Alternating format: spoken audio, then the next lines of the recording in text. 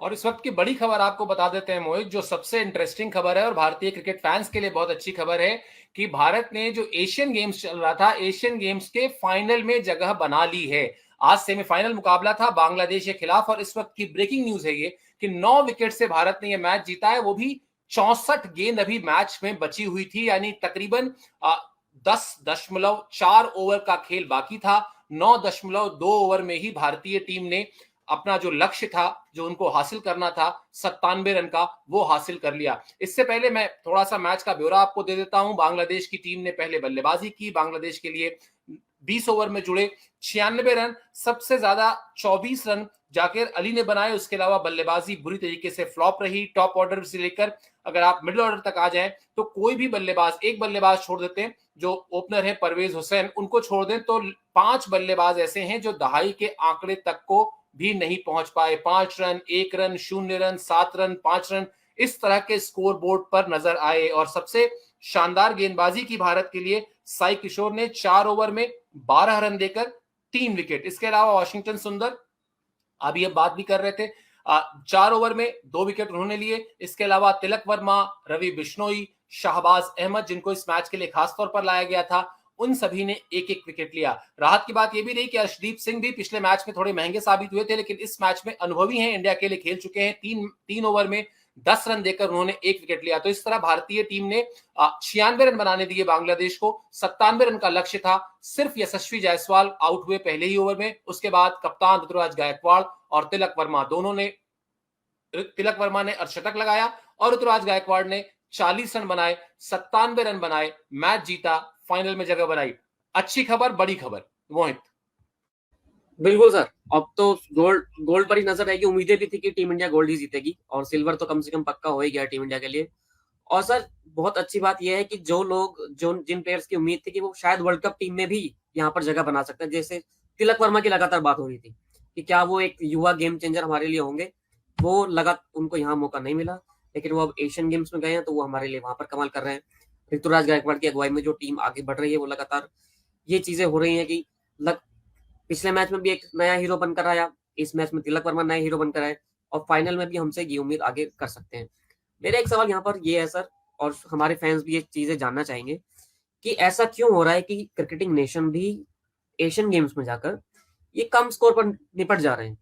भारत तो चलिए लगातार रन बना रहा है, लेकिन श्रीलंका, पाकिस्तान, बांग्लादेश, ये तो ऐसे देश हैं जो क्रिकेट खेलते हैं।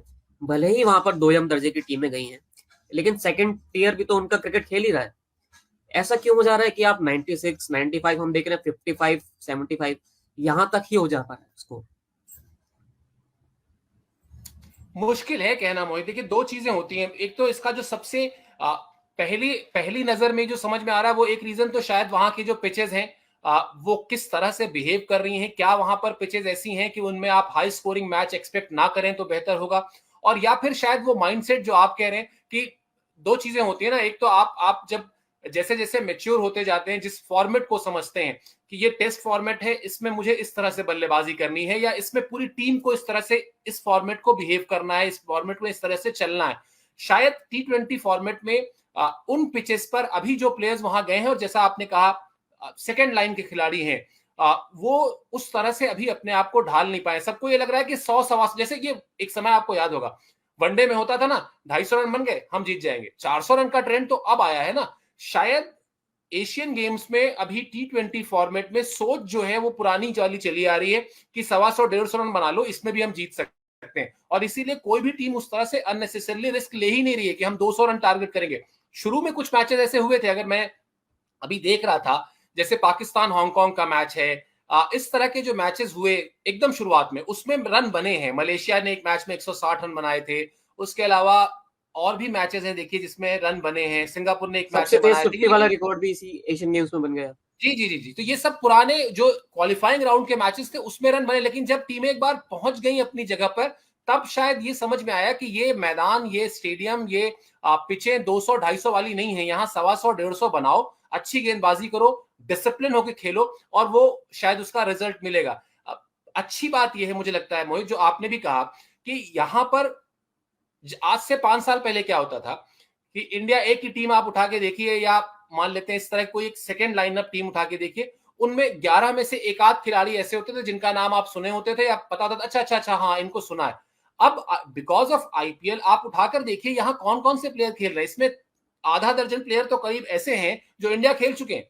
तो ये शायद भारतीय क्रिकेट जो समृद्ध हुआ है पिछले कुछ समय में, और जो आपने भी कहा कि अब तो गोल्ड पर निगाहें हैं, तो अब गोल्ड पर निगाहें तो है, इसमें कोई दो राय नहीं है कि पहली बार भारतीय टीम जीतेगी और पहली बार खेल भी रही है। लेकिन अच्छी बात यह है भारतीय फैंस के लिए, भारतीय एडमिनिस्ट्रेटर्स के लिए, बोर्ड के, कि जो आईपीएल से हमारा टैलेंट निकल के आ रहा है वो मेच्योरिटी दिखा रहा है बड़े लेवल पर भी, वहां पर भी जाकर वो उस माइंडसेट के साथ ही खेल रहा है कि हमको जीत हासिल करनी है। हम अगर भारत के लिए खेल रहे थे तो भी हमारा यही काम था, और अब भी हम यहाँ पे खेल रहे हैं, अभी भारत के लिए खेल रहे हैं, लेकिन यहाँ पर अगर एशियन गेम्स में खेल रहे हैं तो यहाँ भी अपना बेस्ट करके जाएंगे। ये बेस्ट करने की जो भूख है ये खिलाड़ियों में है, यही शायद सबसे अच्छी बात है। और ये आईपीएल की देन है सबसे अच्छी। और ये बीच में वाली चीजें आती भी थी कि हमारे पास ऐसी 2 टीमें तैयार हो गई हैं जो हम आपस में ही इनको मैचेस करा सकते हैं। और बीच में अब यहाँ पर हार्दिक पांड्या, जब सीनियर प्लेयर जब जहाँ पर रेस्ट लेते हैं तो हार्दिक पांड्या वहां कप्तानी करते दिखते हैं, कभी बुमराह कप्तानी करते दिखते हैं। अब देखिए ऋतुराज गायकवाड़ आ गए हैं कप्तानी की रेस में। आगे जाकर अगर वो गोल्ड मेडल जिता देते हैं तो कभी छोटे मोटे दौरे के लिए आयरलैंड या बांग्लादेश जैसे दौरे के लिए उनका भी नाम रेस में अब आ जाएगा वहां पर कप्तानी के लिए। और ये आईपीएल का सबसे बड़ा फायदा जो हमको ऐसा हुआ है, जो 30 या 40 प्लेयर्स का ऐसा पूल तैयार हो गया है जो कभी भी और कहीं भी प्लेइंग 11 में खेलने के लिए तैयार हो जाते हैं। अर्शदीप सिंह वहां पर खेल रहे हैं। पिछले T20 वर्ल्ड कप में सबसे बड़े हमारे गेंदबाज एक तरह से वो बनकर आए थे, क्योंकि उस टाइम बुमराह हमारे पास नहीं थे, तो उनसे उम्मीदें थी और पाकिस्तान के खिलाफ वो अच्छा भी कर रहे थे। ऋतुराज गायकवाड़ है, वो टीम इंडिया के लिए ओपनिंग करते हैं। तिलक वर्मा है, इंडिया के लिए डेब्यू कर चुके हैं, मुंबई इंडियंस के लिए पिछले सीजन में सबसे बड़े प्लेयर बनकर निकले। और तमाम प्लेयर्स 1 से लेकर 11 तक अगर गिन लें तो सभी के सभी प्लेयर्स ऐसे हैं। रिंकू सिंह को T20 का आने वाला नया स्टार माना जा रहा है। आईपीएल में जैसे उन्होंने खेला और लगातार उम्मीद की जा रही थी, और शायद ऐसा हो भी, अगले साल जो T20 वर्ल्ड कप होगा तो शायद रिंकू सिंह आपको वहां पर भी दिखाई दे। तो बिल्कुल ये फौज पूरी तैयार है जो हमेशा टीम प्लेइंग 11 के लिए टक्कर देने के लिए तैयार है। बिल्कुल, अब तो इस टीम को, यानी जो एशियन गेम्स में खेल रही है भारतीय टीम, उसको सिर्फ इस बात का इंतजार होगा कि जल्दी से पता चल जाए कि फाइनल में किससे भिड़ना है। फाइनल में जो 2 टीमें, मतलब जो दूसरा सेमीफाइनल है वो अफगानिस्तान और पाकिस्तान के बीच खेला जाना है। जो भी टीम जीतेगी वो आएगी भारतीय टीम के सामने, और भारतीय टीम उससे गोल्ड मेडल के लिए निश्चित तौर पर इसी प्रयास में होगी कि गोल्ड मेडल जीता जाए। कल है वो मुकाबला, उस पर भी हमारी नजर रहेगी। उसके अलावा तमाम जो क्रिकेट से इतर भी खेलों से जो भी जुड़ी खबरें जिसमें हमें लगता है कि आपको अपडेट होना चाहिए, वो हम आप तक लेकर आएंगे। सब्सक्राइब कर लीजिए स्पोर्ट्स टाइम को, लाइक कीजिए, कोई सुझाव है तो जरूर दीजिए, और फिलहाल के लिए मुझे और मोहित को दीजिए इजाजत। आप सभी का दिन शुभ हो।